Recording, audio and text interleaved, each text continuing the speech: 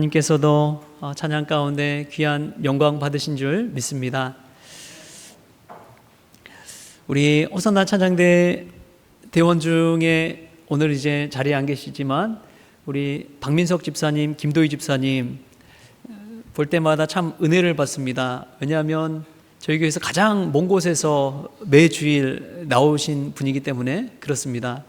경북 김천에서 거의 한 3시간 가까이 걸려서 운전해서 와서 주일 예배를 드리고 또 3시간여를 차를 타고 내려가십니다. 얼마나 감사한지요. 또 보면 우리 반주자님도 의정부에서 매 주일마다 아침 일찍 나서서 와서 이렇게 반주로 섬겨주고 계십니다. 그런 모습을 볼 때마다 얼마나 은혜가 되든지요. 주일 예배를 드리기 위해서 그 먼 곳에서 이 성전을 향해 달려와서 예배하고 찬양하는 것이 얼마나 큰 은혜가 되는지요. 여러분, 그런 분들과 볼 때 제 교회에서 가까운 게 저잖아요. 그냥 엎어지면 코 닿을 곳에 살고 있는데 정말 도전이 되더라고요. 나라면 경북 김천에서 이렇게 매주일 예배 드리러 올 수 있을까? 쉽지 않은 일이죠. 그럼에도 불구하고 하나님께 또 찬양 드리는 이 호산나 찬양대 섬겨주시고 또 영광 드리는 것, 우리 주님께서 그 모든 시간까지 다 합해서 기뻐 받으실 줄 믿습니다. 우리가 그런 분들 볼 때 교회 오면 어떻게 해야 돼요? 격려해주고 사랑해주고 우리가 함께 응원해 줄 수 있기를 축복합니다. 그렇게 사랑으로 섬김으로 위로로 더 하나 되는 우리 성원 가족들 될 수 있기를 좋으신 예수님의 이름으로 축원합니다. 우리 옆에 분들이 인사 한번 할까요? 샬롬 샬롬. 네, 사랑하고 축복합니다.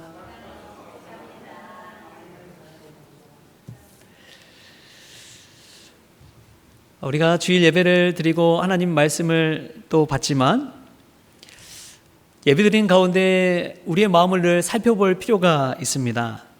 오늘 이 자리에 주님 만나기 위해 오셨지만 여러분의 마음은 늘 평강 가운데 머물고 있습니까?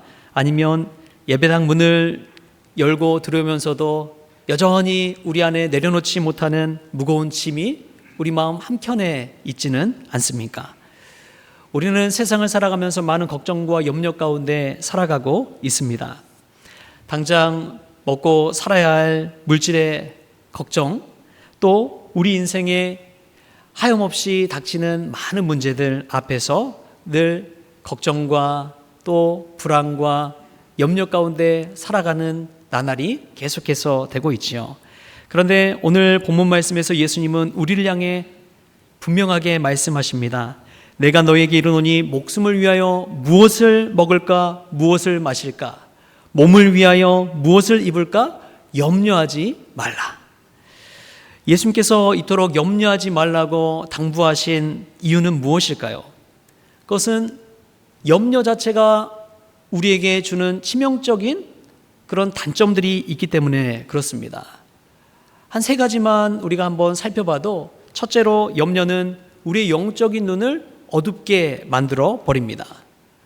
우리의 영적인 눈을 어둡게 만들어 버려서 세상의 문제는 정말 태산처럼 크게 보이게 하고 하나님의 은혜는, 하나님의 손길은 아주 작게 보이게 하는 것이죠.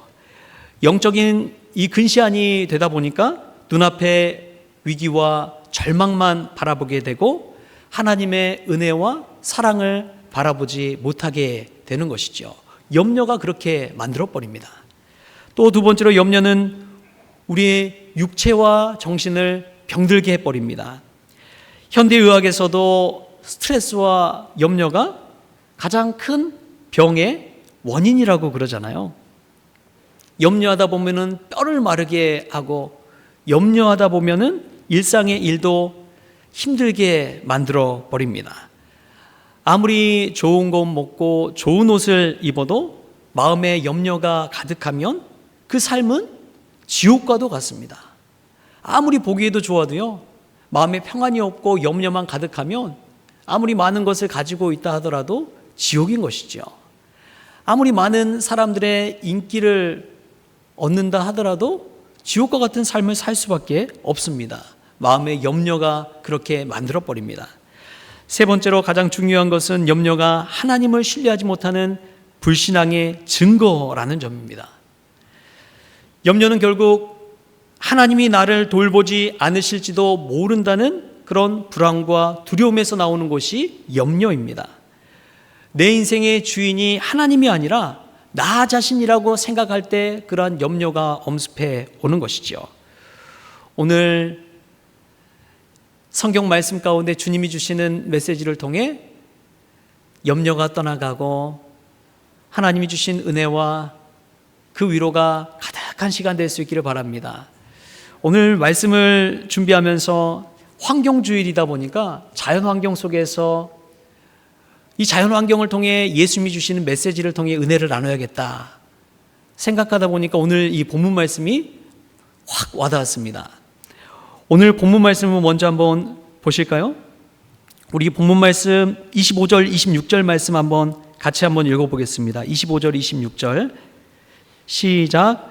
그러므로 내가 너에게 이르노니 목숨을 위하여 무엇을 먹을까 무엇을 마실까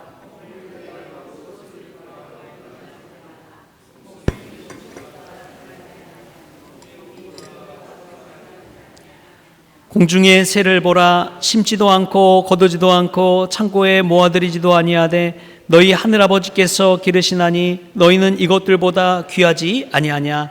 아멘. 여러분, 예수님은 염려에 빠진 제자들에게 이 산상수훈의 메시지를 전해주고 있습니다. 제자들이 이 산상수훈의 메시지를 듣기 위해서 산 위에 앉아 계신 예수님 곁에 이렇게 모여 있습니다. 그 모습을 한번 상상해 보십시오. 그 상황 가운데 예수님이 제자들에게 하신 메시지가 뭐냐?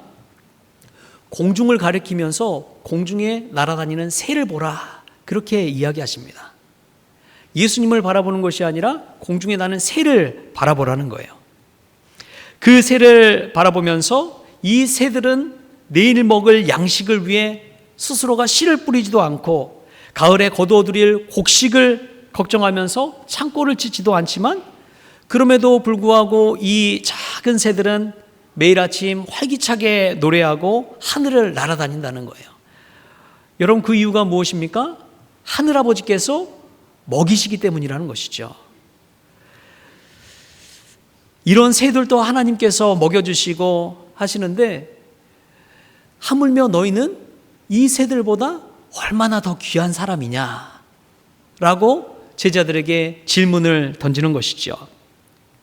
여러분, 이것은 지금도 우리에게 주시는 주님의 메시지인 줄 믿습니다.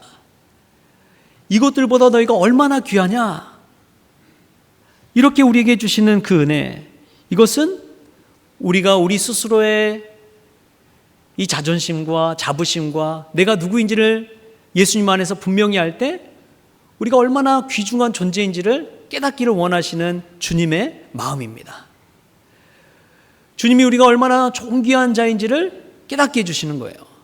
저 새들도, 공중의 새들도 날아다니지만 먹을 거, 입을 거, 잘 거 다 알아서 하나님께서 마련해 주시는데 그 새들보다 너희가 얼마나 더 존귀한 자들이냐. 여러분, 우리가 예수 안에서 얼마나 존귀한 사람인지를 늘 잊지 않기를 소망합니다.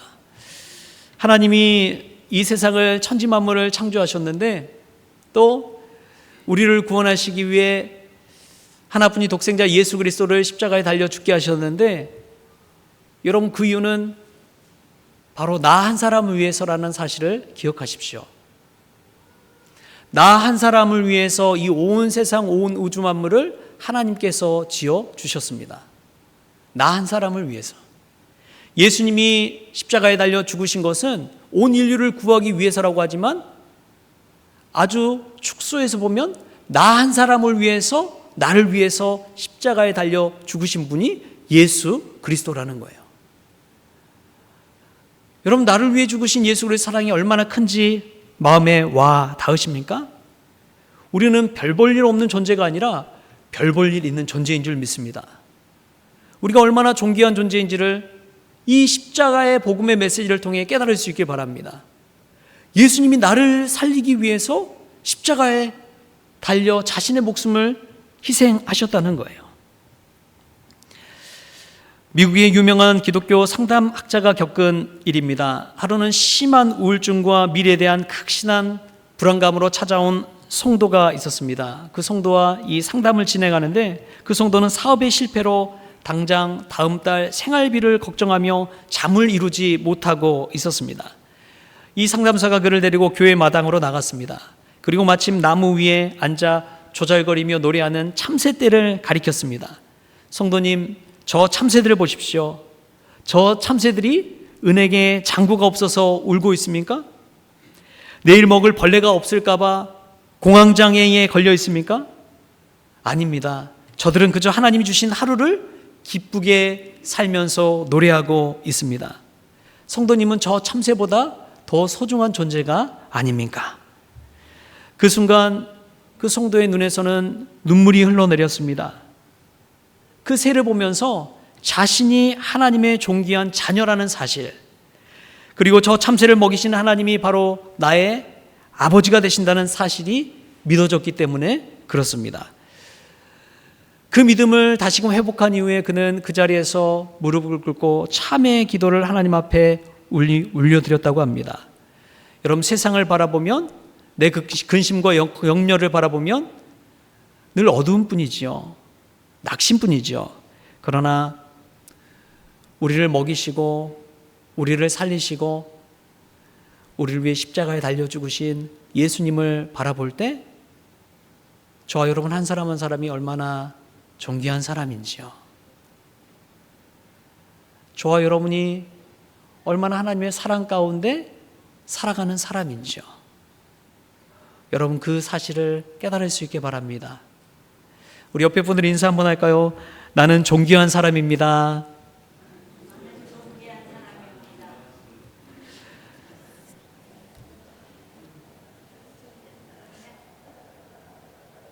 여러분, 아주 간단한 이야기인데요.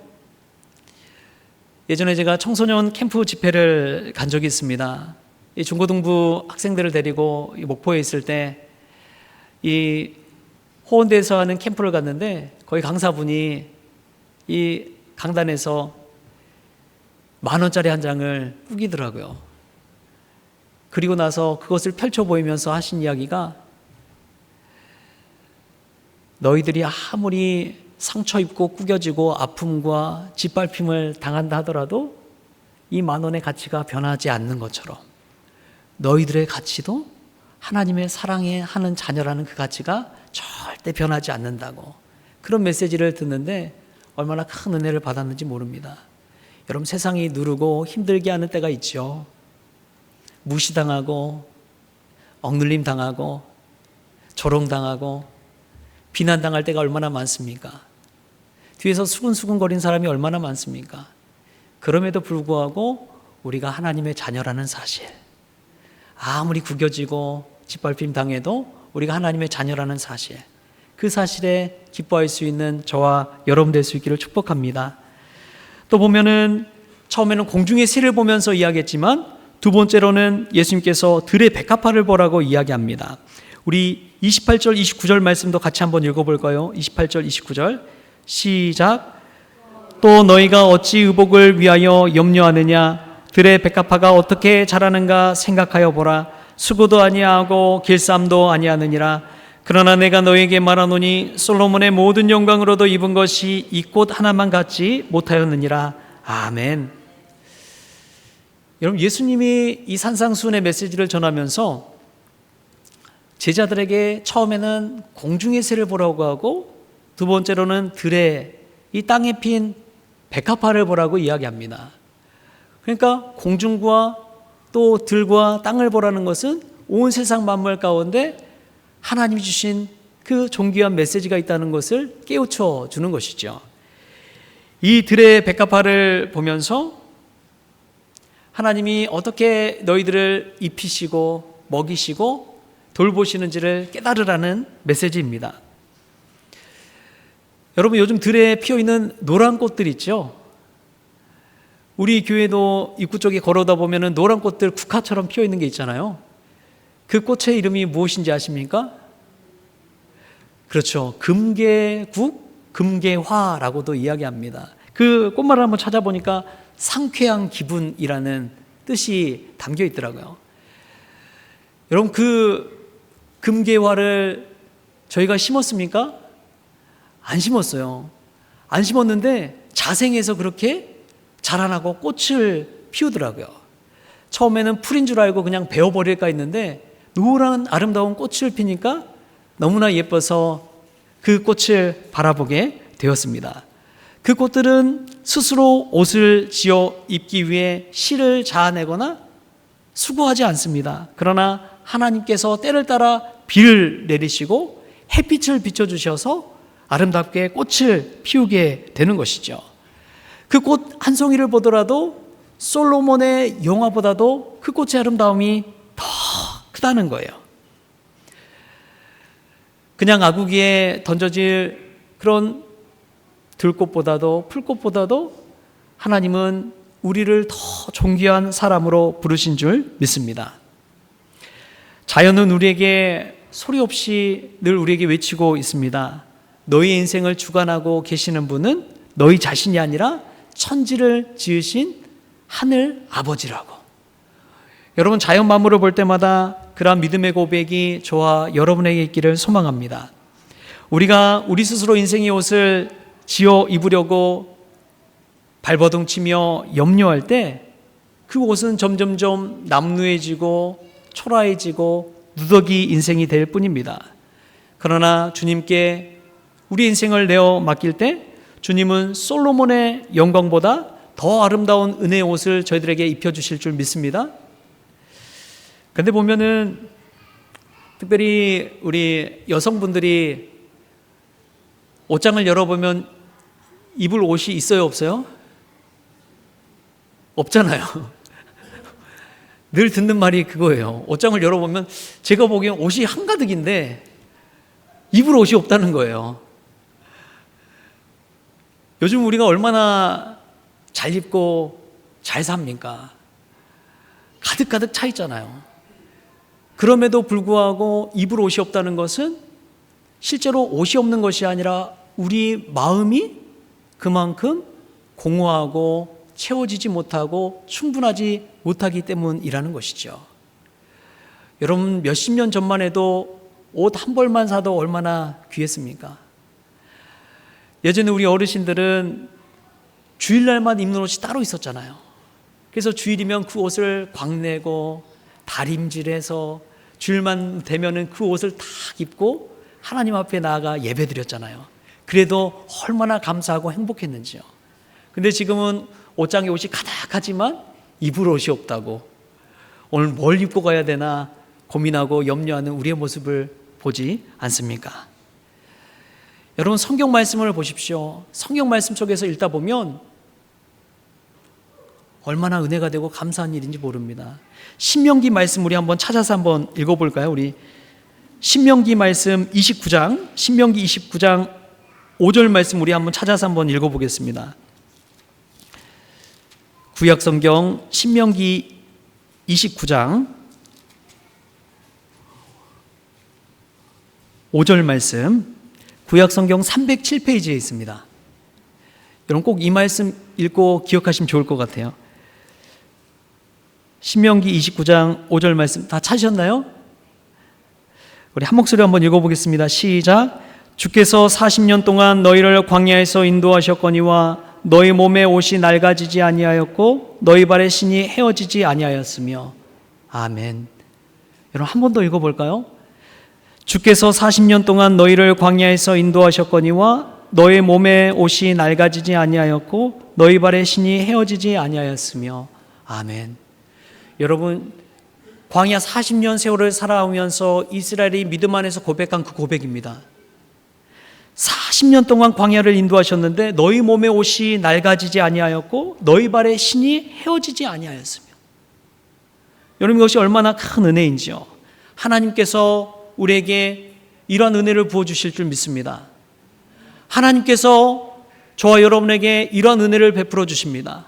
40년 동안 너희의 몸이 옷이 낡아지지 아니하였고 너희 발의 신이 헤어지지 아니한 은혜. 여러분 얼마나 큰 은혜입니까?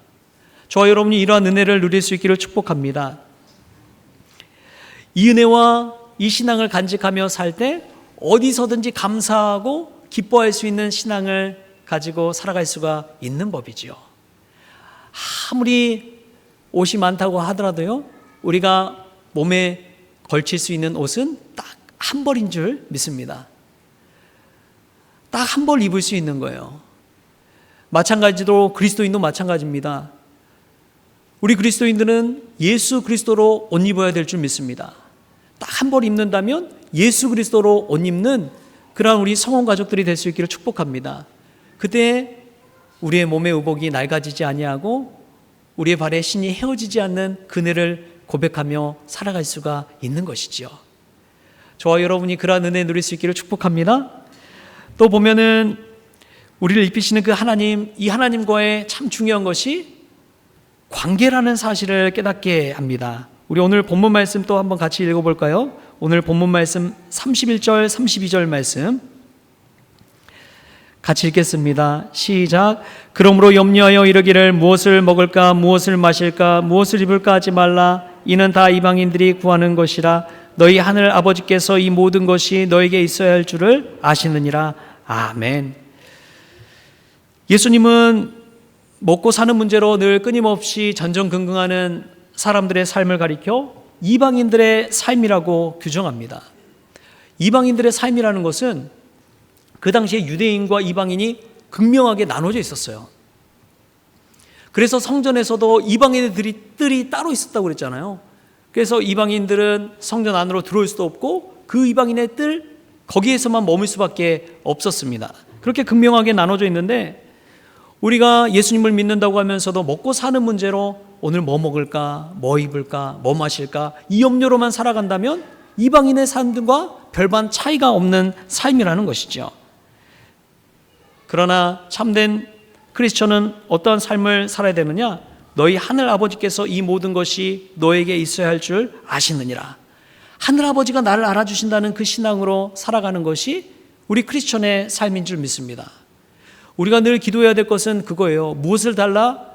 무엇을 요청하고 소원하는 기도, 그것이 아니라 하나님과 나와의 관계가 친밀해진다면, 하나님과 나와의 관계가 가까이 더 친밀해진다면 그것이야말로 가장 큰 축복인 줄 믿습니다.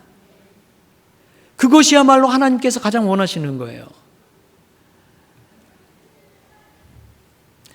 또한 이 말씀 속에서 하나님을 아버지로 모신다는 것은 우리는 고아가 아니라는 사실입니다.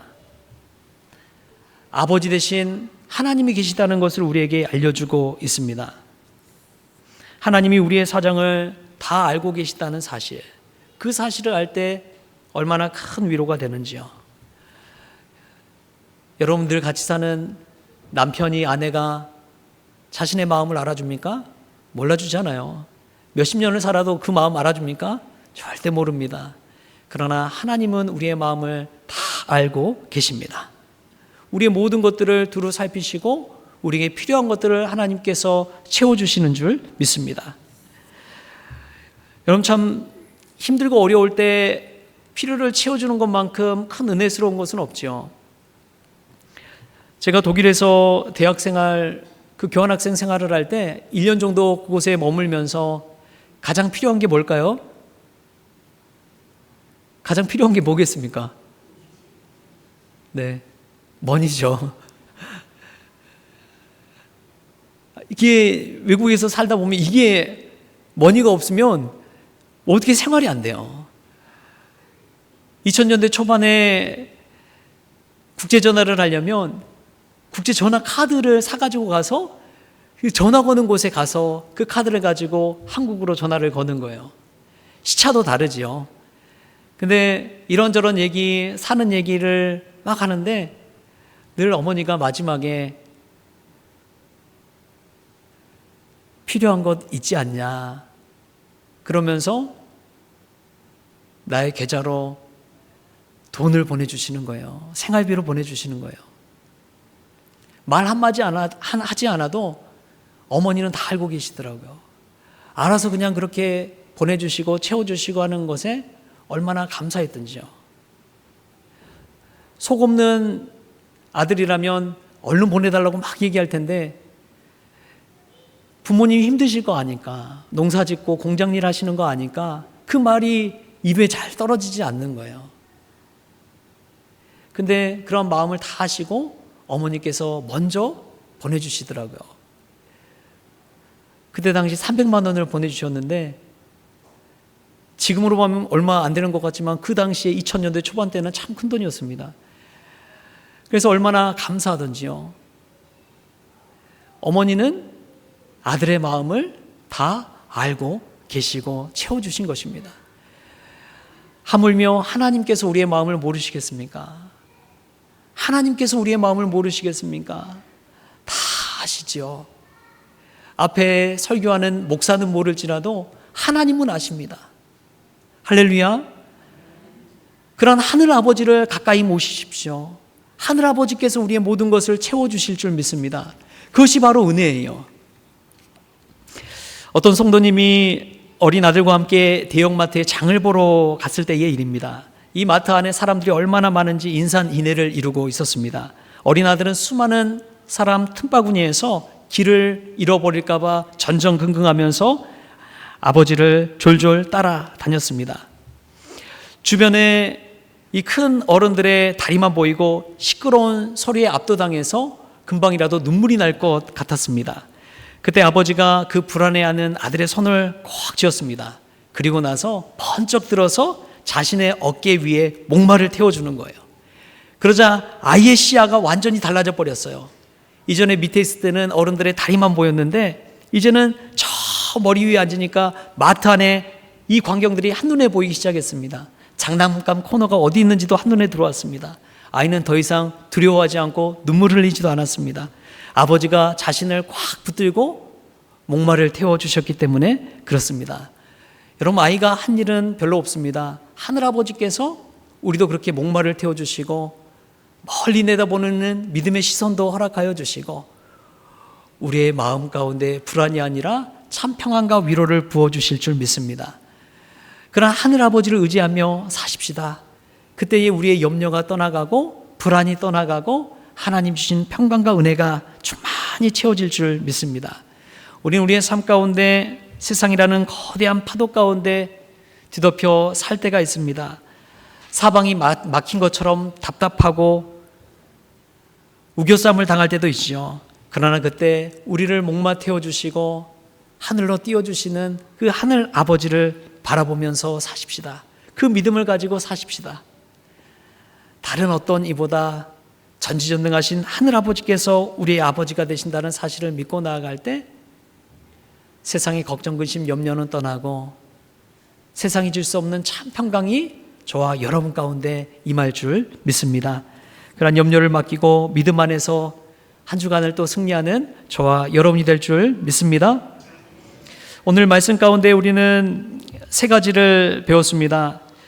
공중의 새를 보며 나 자신이 얼마나 존귀한 자임을 깨달아야 된다는 것, 또 들의 백합화를 보면서 우리의 삶의 세밀한 부분까지 입혀주시는 그 하나님의 손길, 그 하나님을 신뢰해야 된다는 것, 그리고 무엇보다도 가장 하늘 아버지와 친밀한 관계를 유지하며 살아갈 때 세상이 줄 수 없는 평강을 누리게 된다는 것, 그것을 마음에 새기시고 삶 속에서도 자연 환경 속에서도 하나님 바라보며 믿음 안에 참 평강을 누리는 저와 여러분 될 수 있기를 주신 예수님의 이름으로 축원합니다. 기도하시겠습니다. 주신 하나님 감사합니다. 공중에 나는 새를 볼 때에, 들의 백합화를 볼 때에 우리가 어떤 존재인지도 깨닫고 하나님께서 우리를 어떻게 입혀주시는지도 늘 기억하면서 은혜 가운데 살아가기를 원합니다. 그리고 무엇보다도 하늘 아버지와 참 친밀한 관계, 하늘 아버지와 가까이 하는 복을 누리는 우리 모든 성도들 되어지게 하여 주옵소서. 그리하여 세상 염려 걱정은 다 떠나가고 오직 주님께서 주시는 참 평강만이 마음에 임하는 우리 모든 성도들 되어지게 하여 주옵소서. 감사하며 예수님의 이름으로 기도하옵나이다. 아멘.